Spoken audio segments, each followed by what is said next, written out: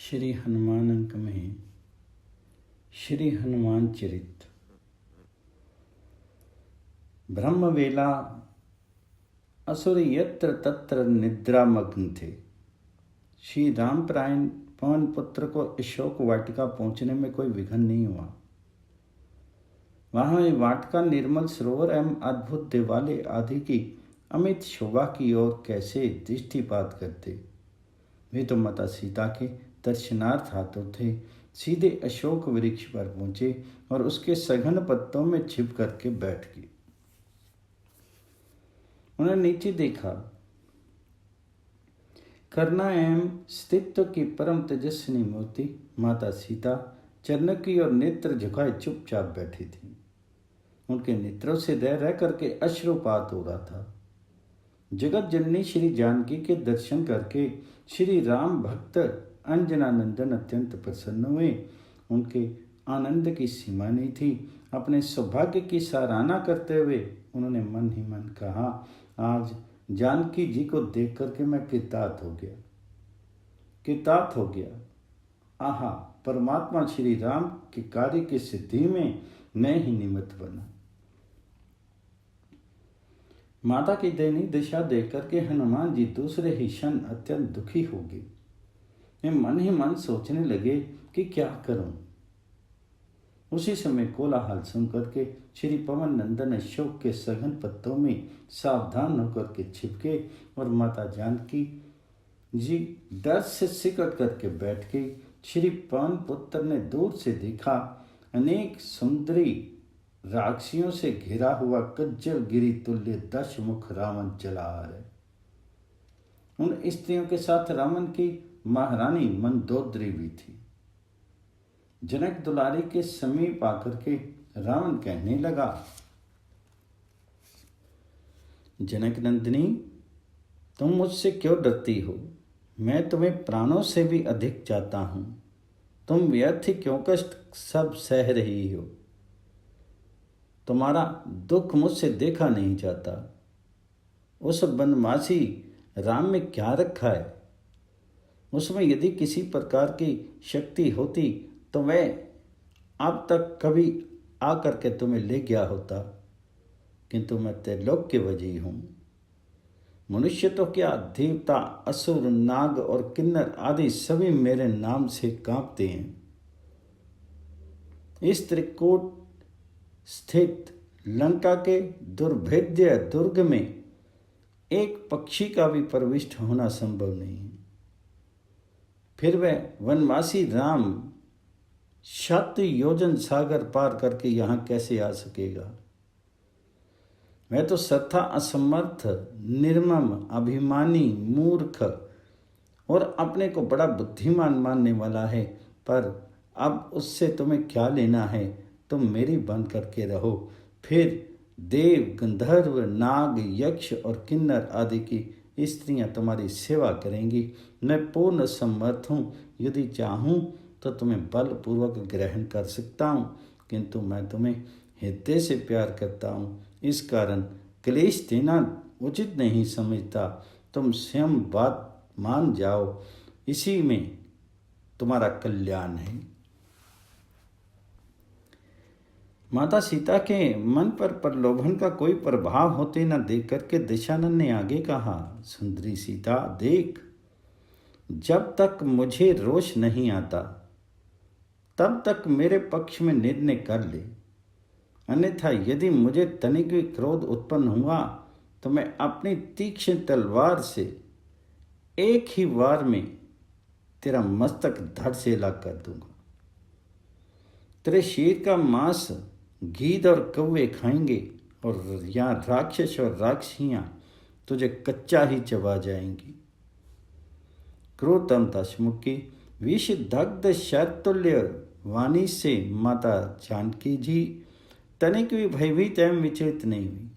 उन्होंने अपने सम्मुख एक तृण रख सिर नीचा किए कहा, अधम राक्षस, तुझे जो कुछ करना है शीघ्र कर ले। तेरे जैसे पापी के द्वारा यंत्र न पाने की अपेक्षा मृत्यु कहीं अच्छी है। अपने को त्रैलोक्य विजय बताने वाले नीच कुत्ते, तो मेरे प्राणनाथ की अनुपस्थिति में मुझे चुरा करके ले आया और यहाँ अपने घर में एक असहाय नारी के सामने दीन हाँक रहा है। तो तभी तक प्रलाप कर रहा है जब तक श्री राघवेंद्र लंका में पदार्पण नहीं करते। पर तू देखेगा निकट भविष्य में तेरी सोने की लंका अग्नि में जल करके राख हो जाएगी और तू अपने बांधों एवं कुटुंबियों सहित मेरे स्वामी के अमोघ शर की भेंट चढ़ जाएगी। जिस समय श्री कौशलेंद्र की वान वर्षा से विदीर्ण होकर के तू यमलोक को जाएगा, उसी समय उसके प्रताप को समझ सकेगा। वे प्रभु जब तक यहाँ से दूर हैं तब तक तू पागलों की तरह इच्छा के अनुसार प्रलाप कर ले।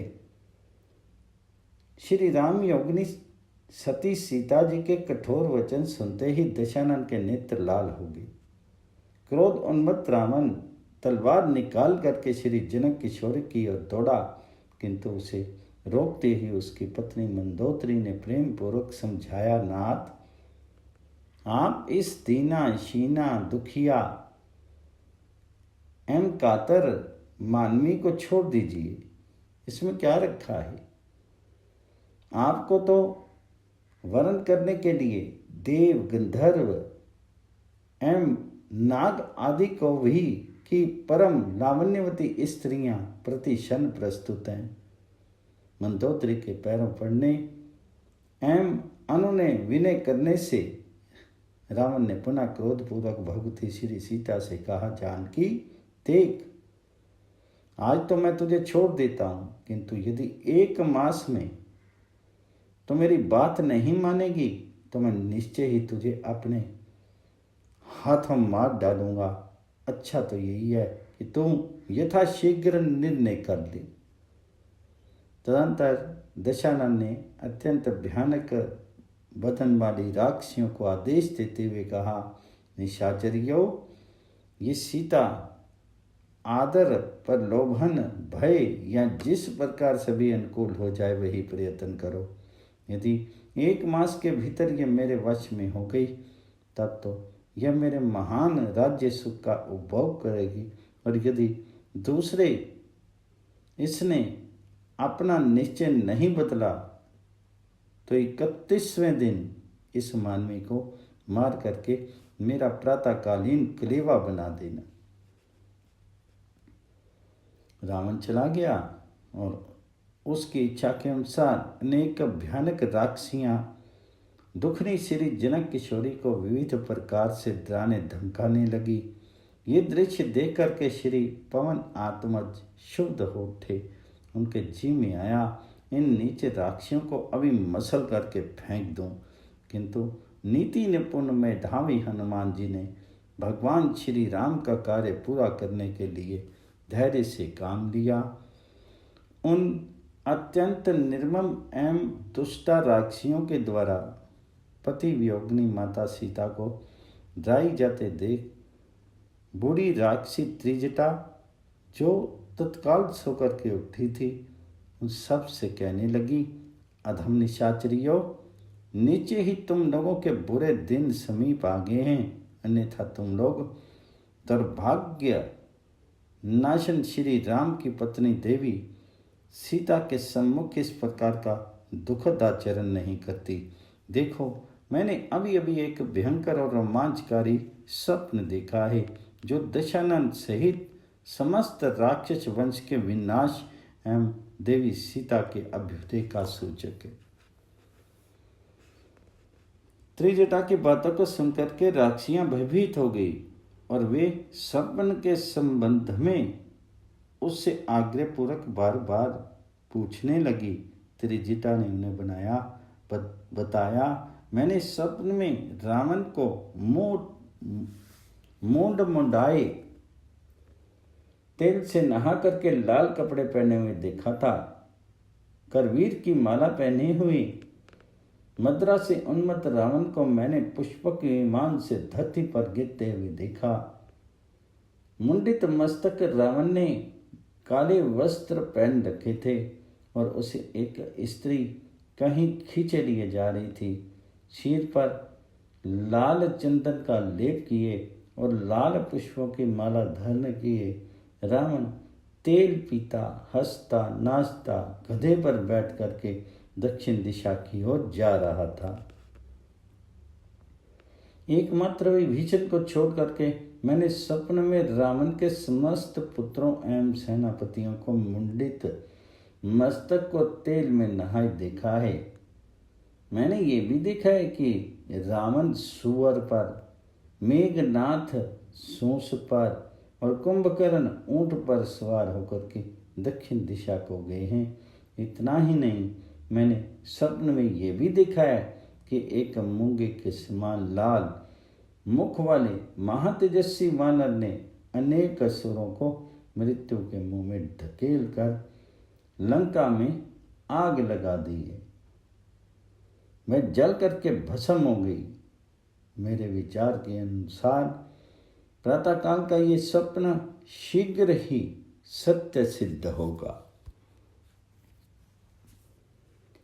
बुद्धिमती वृद्धा त्रिजटा के अंत में राक्षियों को उपदेश देते हुए कहा, निशाचरियों, जो चक्रवर्ती सम्राट की पुत्र वधू सती सीता राज्य के समस्त सुख और वैभव को ठोकर मार करके अपने वीर पति के साथ अरण्य में चली आई, श्री रघुनाथ जी के साथ कुश, कंटक और कंकरी के बीहड़ पथ में कष्ट उठाती हुई सुख का अनुभव करती रही। उस अपनी पतिव्रता भार्या और परम आदरणीया प्रीतमा सीता का इस प्रकार धमकाया और डराया जाना और कौशल्यानंदन श्री राम किस प्रकार सहन कर सकेंगे। तुम सबकी दुर्दशा होगी, तुम्हें कहीं शरण नहीं मिलेगी। अतः इन्हें कठोर एवं दुर्वचन कहना छोड़ करके इनका सम्मान करो, इनके साथ मधुर वाणी का व्यवहार करो और इन विदेह नंदिनी से कृपा और क्षमा की याचना करो। इसी में तुम लोगों का हित है। वृद्धा राक्षी त्रिजटा के वचन सुनकर के राक्षियां भयभीत हो गई और वे माता सीता के चरणों में सिर रख करके उनसे क्षमा की प्रार्थना करने लगी। वहाँ से चलेगी। माता सीता के दुख की सीमा नहीं रही। उन्होंने व्याकुल होकर के त्रिजटा से कहा, माता, तुम इस विपत्ति काल में मेरी सहायिका सिद्ध हुई हो, किंतु आप प्राणनाथ के वियोग में इन भयंकर राक्षियों के बीच में जीवित रहने से कोई लाभ नहीं। तुम मेरी थोड़ी और सहायता करो, कुछ सूखी लकड़ियां जुटा दो और थोड़ी सी आग ला दो, जिससे मैं चिता बना करके उसमें अपना ये शरीर जला दूं। मैं तुम्हारा ये उपकार कभी नहीं भूलूंगी। अब ये कष्ट मुझसे नहीं सहा जा रहा है। माता सीता होठ होठ कर रो रही थी। उनके दुख से दुखी वृद्धा त्रिजटा ने उन्हें अनेक युक्तियों से समझाया और फिर वह वहां से चली गई। माता का रुदन सुनकर के वृक्ष पर छिपे बैठे वज्रांग श्री हनुमान जी का हृदय जैसे विदीर्ण होने लगा। उनके नेत्रों में अश्रु भर आए, पर उन्होंने माता के डर जाने की आशंका से सहसा उनके सम्मुख जाना उचित नहीं समझा। माता सीता के दुख के आवेग में शरीर छोड़ देना ही उचित समझा। उन्होंने सोचा, फांसी लगा करके मर जाने के लिए तो मेरी वेणी ही पर्याप्त होगी। प्राण त्याग देने का निश्चय करके दुखनी श्री विधेय नंदिनी उठ करके खड़ी होगी। उसके नेत्रों में आंसू बह रहे थे। माता को इस प्रकार प्राणांत करने का निश्चय करते देख करके सूक्ष्म रूपधारी पवन पुत्र अत्यंत मधुर स्वर में कहने लगे, प्रख्यात इक्ष्वाकु वंश उत्पन्न चक्रवर्ती सम्राट महाराज दशरथ के प्रतापी और धर्मात्मा थे। उनके त्रैलोक्य विख्यात श्री राम, लक्ष्मण, भरत और शत्रुघ्न देवताओं के समान शुभ लक्षणों से संपन्न 4 पुत्र हैं। उनमें बड़े भाई श्री राम अपने अनुज लक्ष्मण तथा अपनी प्राण अधिका सहधर्मी जनक दुलारी के साथ पिता की आज्ञा का पालन करने के लिए राज्य त्याग करके वन में आए। वे ऋषि मुनियों का दर्शन करने दंडक अरण्य में पहुँचे। वे कर्णा अवतार श्री राम गौतमी नदी के तट पर पंचवटी आश्रम में रहते थे। श्री राम की अनुपस्थिति में लंका अधिपति दुष्ट दशानन उनकी सती पत्नी सीता देवी को छल पूर्वक हर ले गया। लौटने पर कुटिया में श्री राम को ना पाकर के श्री राम व्याकुल हो गए।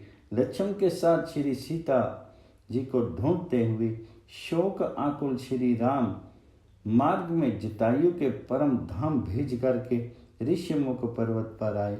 वहाँ कपिराज सुग्रीव से उनकी मैत्री हुई। सुग्रीव का बड़ा भाई बाली उनका शत्रु था, पर लंब बाहु श्री राम ने वीरवर बाली को एक ही बाण से मार डाला और सुमित्रा कुमार सुग्रीव को किष्किंधा के राज्य पद पर अभिषिक्त किया। किष्किंधा के राजा वानर राज सुग्रीव ने विधेय नंदिनी श्री सीता जी का पता लगाने के लिए कोटि कोटि वीर वानर भालुओं को चारों दिशाओं में भेजा है। मैं उन्हें कपिराज सुग्रीव का भेजा हुआ एक तुच्छ वानर हूँ। मार्ग में जटायु के भाई संपाति से भेंट हुई। उन्होंने जनक नंदिनी का पता बताया। उन्हीं के निर्देश के अनुसार माता सीता को ढूंढते हुए विभीषण से भेंट हुई। उनके बताए अनुसार मैंने यहाँ महारानी सीता जी का दर्शन प्राप्त किया। उनका दुख देख करके मेरा धैर्य टूट रहा है, पर मेरी यात्रा सफल होगी। प्राण आराध्य श्री राम का वृत्तांत सुनकर के माता जानकी के आश्चर्य की सीमा नहीं रही। वे मन ही मन सोचने लगी, ये सत्य है अथवा मैं स्वप्न देख रही हूँ, पर नींद तो मुझे आती नहीं। फिर स्वप्न कैसे देख सकती हूँ जब मैं सुस्पष्ट वाणी सुन रही हूँ, तब ये ब्रह्म भी नहीं। माता ने कहा, जिन महाभाग ने मेरे प्राणनाथ का अमृतोत्तम संवाद सुनाया है, वे मेरे सम्मुख आए। माता सीता का आदेश पाते ही श्री राम भक्त हनुमान जी धीरे धीरे वृक्ष से उतरे। उन्होंने अत्यंत श्रद्धा और विनय पूर्वक माता के चरणों में मस्तक झुका करके प्रणाम किया।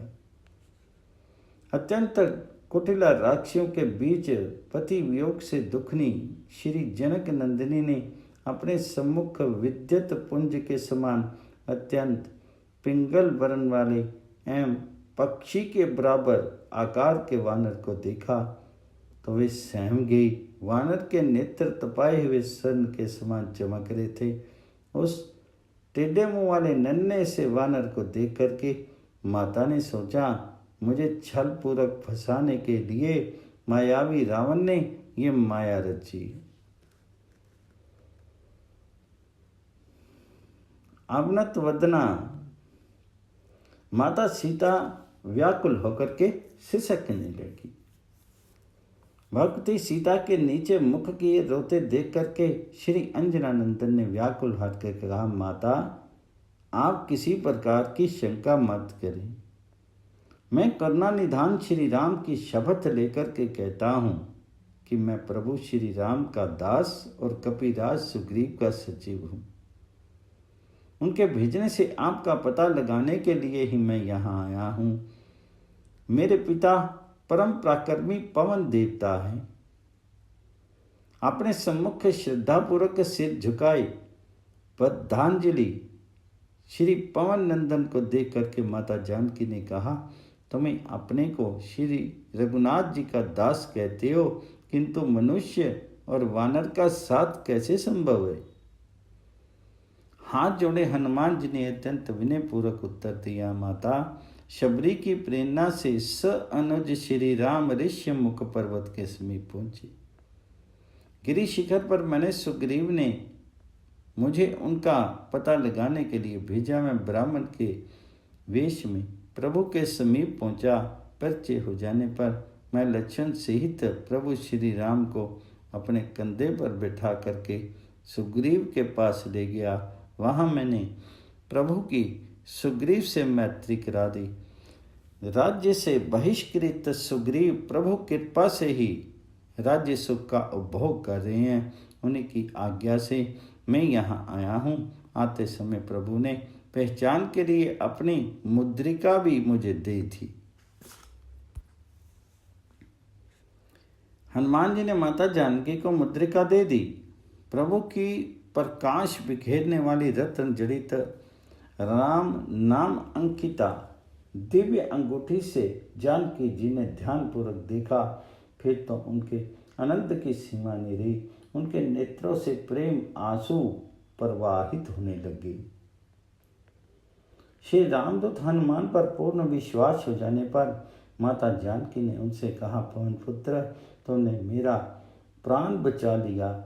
निश्चय ही तुम मेरे स्वामी के अनन्य भक्त हो। मेरे स्वामी तुम्हारा पूर्ण विश्वास करते हैं, अन्यथा वे किसी पर पुरुष को मेरे पास नहीं भेजते। हनुमान, तुमने मेरी विपत्ति देख ली है।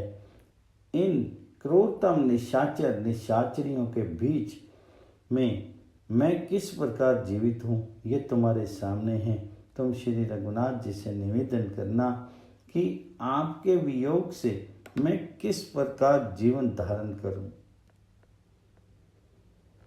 अवधि बीतने पर पापी राक्षस मुझे मार डालेगा। यदि वे प्रभु मुझे जीवित देखना चाहते हैं तो इस 1 मास के भीतर ही यहाँ पधार करके राक्षस वंश का संहार करें।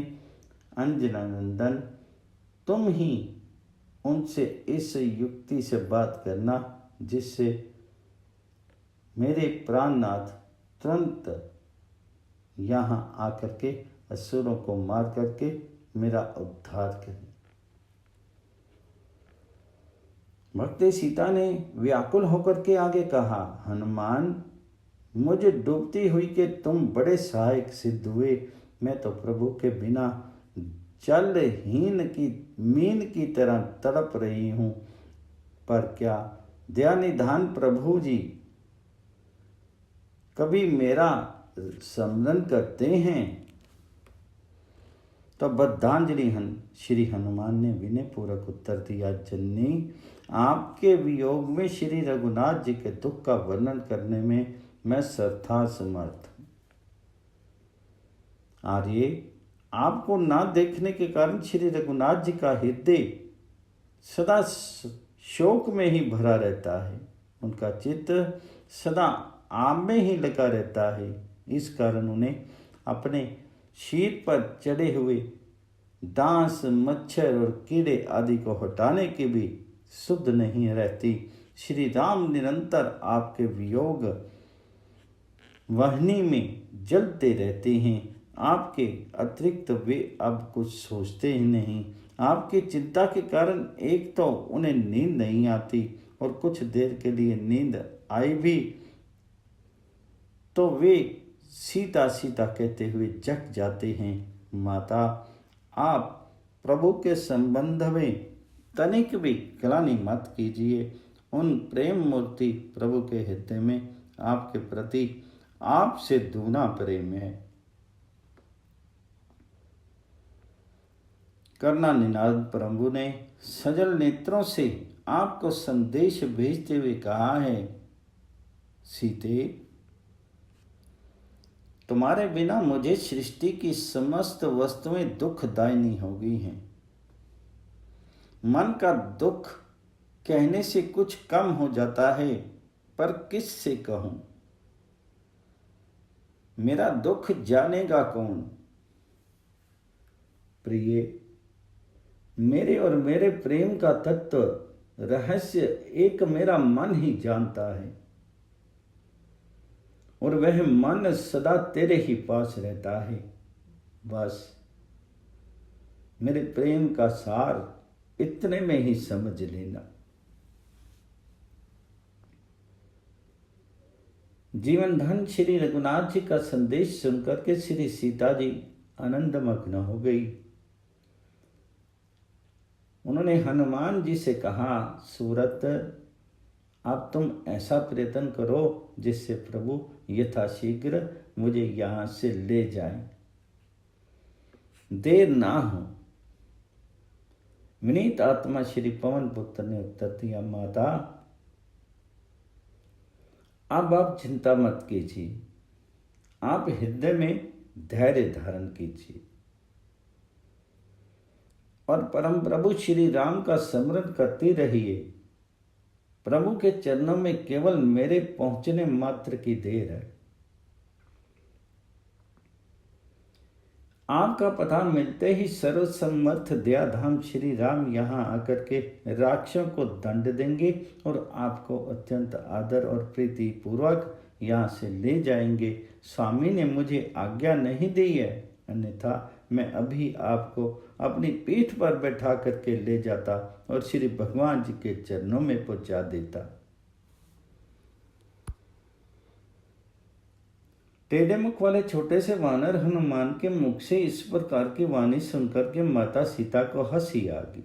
उन्होंने पूछा, बेटा हनुमान, यहाँ के वीर राक्षसों को तो तुमने देख ही लिया है, उनकी शक्ति की भी सीमा नहीं है, पर सुग्रीव के साथ क्या सभी वानर तुम्हारे ही तरह लघुकाय हैं? मेरे मन में बड़ा संदेह हो रहा है। फिर क्या था, देखते ही देखते श्री पवन कुमार का शरीर सुमेरु पर्वत के समान आकाश से जा लगा।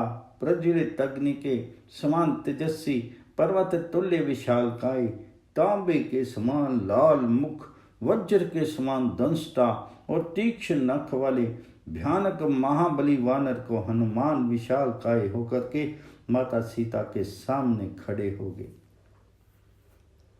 और उन्होंने दोनों हाथ जोड़ करके अत्यंत विनय पूर्वक श्री जानकी जी से कहा, माता मैं वन पर्वत अट्टालिका चार दीवारी और नगर द्वार सहित समूची लंका को उसके स्वामी रावण सहित उठा करके साथ ले जा सकता हूं। अतएव आप मन में तनिक भी संदेह मत करें। शाखा मृग में बुद्धि कहाँ, किंतु परम प्रभु की कृपा से सांप का छोटा बच्चा भी गरुड़ को खा सकता है। फिर इस तुच्छतम कीट तुल्य रावण के क्या गणना है। जननी, मैं वानर राज सुग्रीव का एक तुच्छ सेवक हूँ। उनके यहाँ कोटि कोटि महाशक्ति संपन्न विशालकाय और भयानक वानर भालू हैं।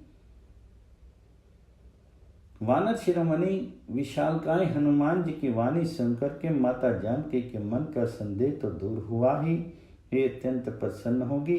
उन्होंने श्री राम भक्त को आशीर्वाद प्रदान किया, हे तात, तुम बल और शील के निधान हो।